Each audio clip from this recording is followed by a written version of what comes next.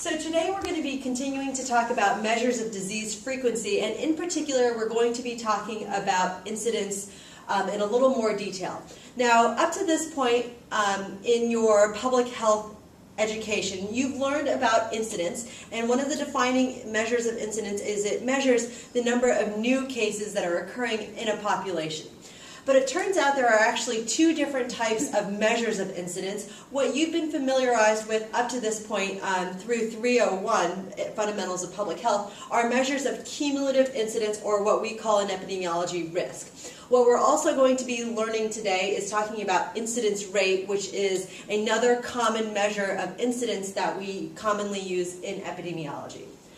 So we're going to start with cumulative incidence, and it should be a nice little refresher from Fundamentals of Public Health. What cumulative incidence measures is the proportion of a population that develops the disease or health-related state or event that we're interested in studying during a specified time.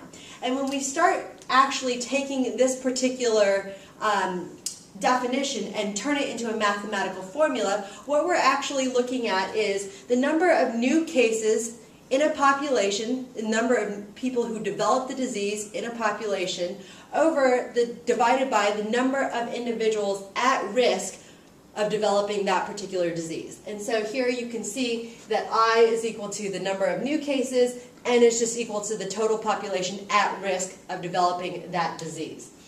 And then that becomes your cumulative incidence. Now, it's often referred to, cumulative incidence is often referred to as risk, and it is a population-based estimate of individual risk. And what I mean by that is that cumulative incidence really measures the probability that an individual with a certain set of characteristics will go on to develop or experience the health outcome that you're interested in studying over that period of time. And so remember that public health is focused on population, but we can use the information that we gather from the population and try to identify what is an individual's risk or probability of developing that particular disease. So hopefully that was a nice review from Fundamentals of Public Health. What we're going to really be focusing on today is incidence rate. Incidence rate in some ways is similar to cumulative incidence, what you should already be familiar with, but there are some distinct differences, and what we're hoping today is to focus on what are those differences, and there's a couple of elements that are a little bit more challenging than cumulative incidence. So, incidence rate, sometimes you'll see this depending on what article you're reading at the top. It'll say incidence density or hazard rate, just as an FYI. We'll always use the term incidence rate, but just so you know, if you come across that when you're reading your literature, they might refer to it as something slightly different. But what incidence rate actually is, it describes the average rate at which disease is occurring over a specified period of time. So it is about how quickly those diseases are occurring during your specified period of time, rather than what is the probability that an individual will develop the disease in a period of time. Okay? And so the concept of rate is somewhat intuitive to students, but in some ways when you start adding all this epidemiologic jargon, students get really nervous. And so what I wanted to do here is just present the idea of rate in non-epidemiologic terms, and I think students will tend to understand the difference between cumulative incidence and incidence rate a little more intuitively if we use some non-epidemiology examples. So here, if I asked you to describe how fast a car is going, you would tell me not just the miles per hour, not 70 miles per hour. You wouldn't just say 70 miles. You would have to tell me, is 70 miles per minute? Is it 70 miles per hour? 70 miles per every 5 hours? When you tell me a rate, there is always an element of time that is associated with that rate. And so here you can see the speed of the car is the distance over the time. So time is always in the denominator. Now, if we extrapolate this back and bring this back to epidemiology, well, what the heck does that mean? So if I go back here, here's my speed of car, here's my distance, and then time is in my denominator, how long it took them to travel this particular distance. Well, incidence rate is very similar in that there's always an element of time in the bottom. So IR stands for incidence rate. I actually stands for the number of new cases during follow-up, so this should be exactly similar to the cumulative incidence, so the number of new cases that occur during a period of time. PT here is not physical therapy, it actually stands for person time. And it's the total time that disease-free individuals in your group that you're studying are observed over the study period. Now that may not be quite as intuitive for us, but we're going to show you an example in a second of what this really means. But remember that person time represents an element of time.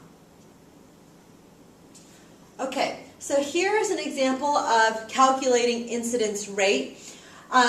And just before we actually go through this example, we're going to make sure that everybody understands sort of the key that we've used here. This X means that a person develops the disease. And so here you can see that for person 1, this person develops the disease at this point. A red circle means that a person dies. It doesn't necessarily mean that the person dies from the disease. It just means that person dies. So here's the key here. On the bottom side of this graph just represents time when these events occurred. And then on the left-hand side of this table is just the information for each individual. So you can see here person 1. Okay, so let's just, before we start, remember the numerator is the number of individuals that develop the disease during the study period. So who develops the new cases of disease during the study period? So numerator is new cases of disease over the study period.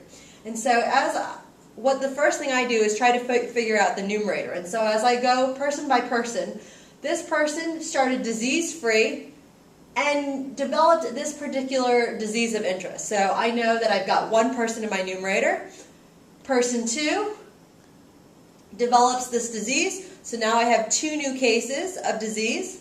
Person 3, that person 3 never developed disease, so I still know that in this particular group of individuals that I only have 2 so far. Person 4 doesn't develop the disease. Person 5 doesn't develop the disease.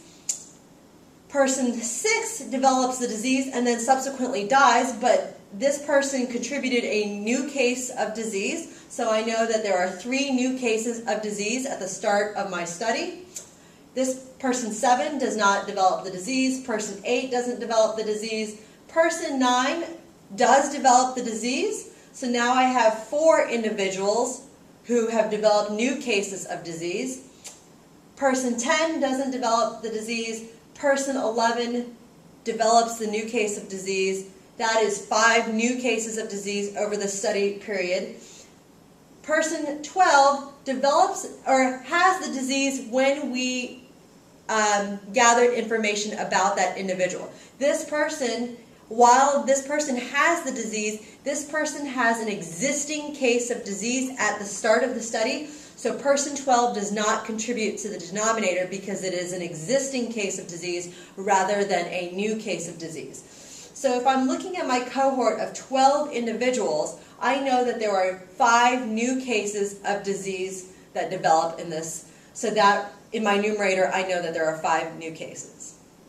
Now, what the heck is person time? So let's now focus on what person time actually is. I gave you in the last example what the definition is. It's the total time that disease-free individuals in the cohort are observed over the study period.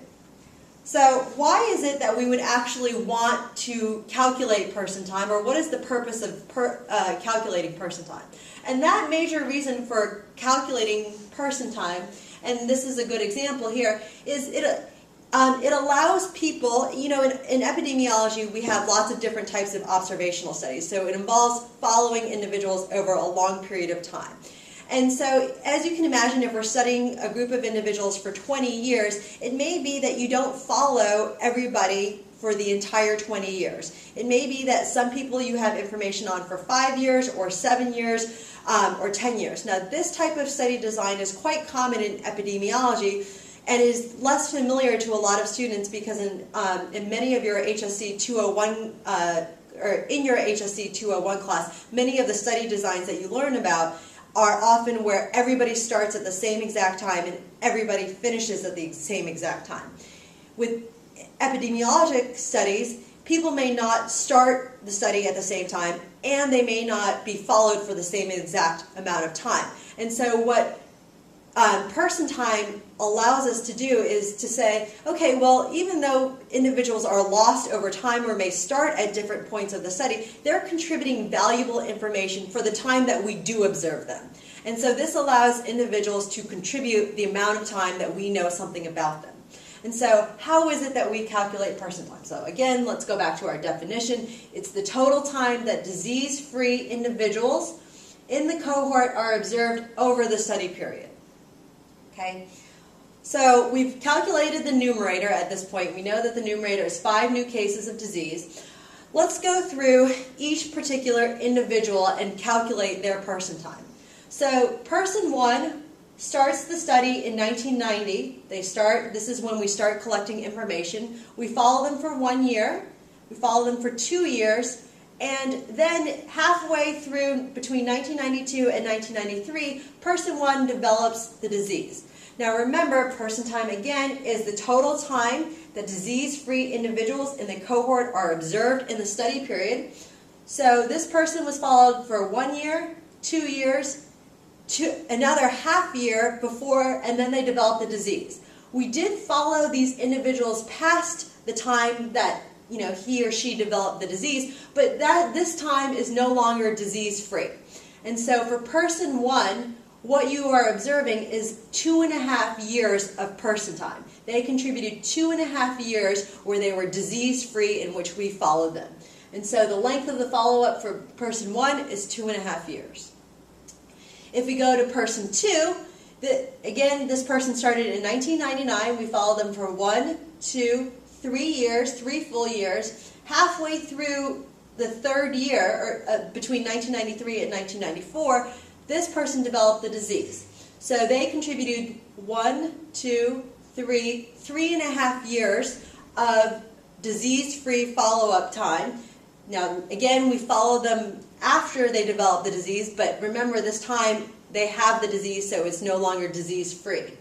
So this person contributed 3.5 years. Now, person number 3, remember the red circle indicates that a person dies. Person 3 starts the study in 1990, and so we collect information for that person for a year, and then halfway through 1991, that person dies. And so, obviously, since the person is no longer living, we're not going to be able to follow that person over time because that person is no longer living.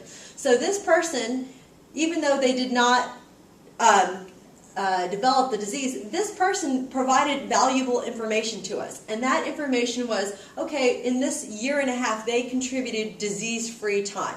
And so this particular person, person 3, contributed 1.5 years. If we go to person 4, this is a good example of people starting the study at different times. So person 4, we didn't have this person start the study in 1990 like persons 1, 2, and 3. This person started the study in 1991. Now, so in 1991, we were able to follow them for 1 year, another year, 2 years, and then halfway through 1993, that person died. And so this particular person contributed 1, 2, 2.5 years of disease-free follow-up time. So that's 2.5 years. Person 5, you can see, also started in 1991, and we followed this person to the end of the study. During those years in which person 5 was followed over the study time period, this person was followed for the entire period starting in 1991. They never died, and they did not develop the disease. So their entire time period is, they contribute to the person time. So they contribute disease-free time to the denominator. So that's 1, 2, 3, 4 years. All right, let's go to person number 6. Person number 6 starts the study in 1991. This person, halfway through that study year, develops the disease of interest. Again, we follow that person over time.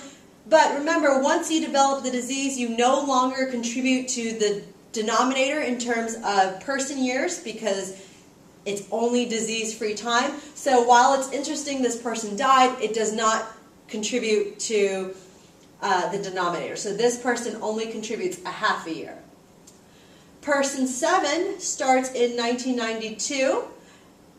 We follow them for a half a year and then we don't know what happens to that person. We are unable to locate this particular person ever again. Person 7, we don't know what happens to that person. That person may have gone on to develop the disease, may have died. We have no idea what happens to that person after our last meeting with them or our last interview with them. And so for person 7, all we know is that for a half a year they contributed to the study, and during that half year they did not develop the disease. Person 8 started in 1992. We follow that person for 1, 2, 2.5 years before we lose them. We no longer know what happens to them. So this person 8 contributes 2.5 years. Person 9 also starts in 1992. We follow them for 2.5 years, and what we notice at the second halfway through 1994, that person develops the disease, and we can just say for this example, immediately after they develop the disease, let's say it's diagnosed and then the next day they die. And so here, person number 9 is developed disease-free, starts the study cohort. We follow them for 1 year, 2 years, halfway through that second year, they develop the disease. So that person has 2.5 years. Person 10 starts the study in 1993. We follow them to the end of the study time frame. That's 1995. They never go on to develop the disease, and so that person contributes 2 years to the denominator. Okay. Now, if we then look at person number 11, again, they start in 1993. We follow them for 1 year. They don't develop the disease. In between 1994 and 1995, that individual develops the disease halfway through that time period, so we know this person contributes 1.5 years. Person 12 starts the study when we start collecting information on person 12, has the disease of interest. And remember, incidence is concerned with new cases of disease. And remember, person time is number of disease-free years or time that a person contributes to the study. And so this person actually contributes 0 time since they start with the disease of interest. So we've just calculated person time for every single individual in the particular study. But when we calculate incidence, remember it is at the population level or the group level. And so what we need to do to calculate incidence rate is to examine, remember incidence rate is the number of new cases that develop in your study population over person time, which is the number of disease-free years, and it's for the entire group. And so if we go back and we add all of these years that each individual contributes, each of these values, if we add them all together, what we know is that we observed those 12 individuals contributed 23.5 years of person time follow-up. And so here you can see PY just stands for person years. We're specifying whether it's, did it happen over years or months. We observed those individuals for 23.5 person years. And so you get a value of 0.21. If you divide those two numbers, you get a 0.21. And what that means in essentially normal people terms, okay, is that an average of 20 new cases will occur for every 100 years of disease-free follow-up time observed in a cohort of individuals. Okay? And so remember, one of the distinctive features of incidence rate is that time is in the denominator. Time is represented by person time. It can be, if I wanted to convert this to person months, I would be able to take the same value and multiply it by 12 because there are 12 months in a year, and so I would get some value for every 100 or 1,000 months of disease-free follow-up months. So just some final questions for you to think about before we conclude Is 0.21 what we calculated a proportion? Does 0.21 represent the risk of developing the disease? And what are the mathematical characteristics of incidence rate? So my answers to these questions would be, is 0.21 a proportion? 0.21 is not a proportion. 0.2, we got 0.21. It is a ratio. You're dividing two numbers by each other. What makes a ratio different from a proportion is that a proportion implies that the numerator is somehow part of the denominator. So people in the numerator came from the denominator. If we look at incidence rate, yes, we know that 5 new cases developed the disease, but those 5 new cases don't come from an element of time. They come from a population at risk. So 0.21 is a ratio or a fraction, but it is not specifically a proportion. Does 0.21 represent the risk of developing the disease? The answer is no to that. Remember, we measure risk through cumulative incidence. Cumulative incidence is a measure of risk, and risk is what is the probability that someone will develop the disease in a population at risk, and that's calculated through cumulative incidence. It does not answer how quickly a disease is happening. The last question is, what are the mathematical characteristics of incidence rate? Remember that time is always, always, always in the denominator. That's all we have for today.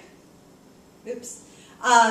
Just as one more thing, you can have an incidence rate that's equal to 0. That means 0 new cases are occurring for every 100 years of disease-free follow-up. But that value can go all the way up to infinity, because you could have 1,000 new cases for every 100 years of disease-free follow-up, or 5. It can vary. It can have any positive value. So what we've covered at this point are measures of incidence. We've done a little refresher on cumulative incidence, which you learned in Fundamentals of Public Health, and we've covered incidence rate, and in particular we focused on how do you calculate incidence rate and what it represents. Dr. Sleining. I have a question. Can you go back to the slide with all the people contributing time? Why do you keep following them after they develop the disease? Isn't that wasting your time and your money?